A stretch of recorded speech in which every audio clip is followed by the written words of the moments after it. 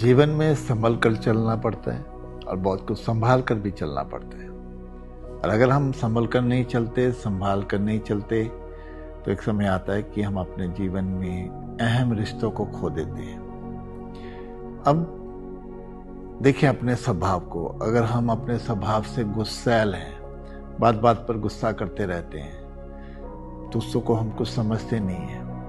और अगर हम अपने गुस्से को नहीं संभालते और फिर लोग भी जो अपने होते हैं, अपने घर के ही, वो भी हमारे गुस्से को नहीं संभाल पाते, तो एक समय आता है कि वो हमसे दूर हो जाते हैं, हमसे कट जाते हैं। तो अब बात करते हैं अगर हमारे अपनी वाणी की। अगर वाणी में कठोरता है, एक गाली गलौज के बिना हम बात नहीं करते, एक तीखापन है हमारी आवाज़ में, तो लोग जो बाहर के हैं वो हमें संभाल नहीं पाते, तो वो हमसे दूर हो जाते हैं, कट जाते हैं हमसे।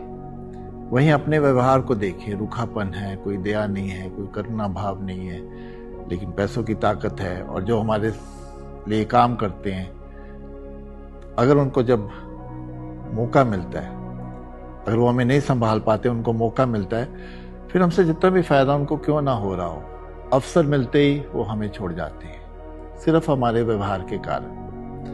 ऐसे ही कर्मों को देख लें। अगर बुरे कर्म, गलत कर्म हम करते ही चले जाते हैं, अपने आप को संभालते नहीं हैं, परवाह ही नहीं करते हैं, तो फिर एक समय आता है कि कुदरत भी हमें नहीं संभाल पाती।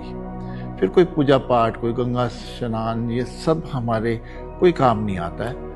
और अगर फिर भी हम नहीं सुधरते, तो ईश्वर को एक दिन हमें हमारी पापों की गठरी के साथ ही हमें इस संसार से ले जाना पड़ता है।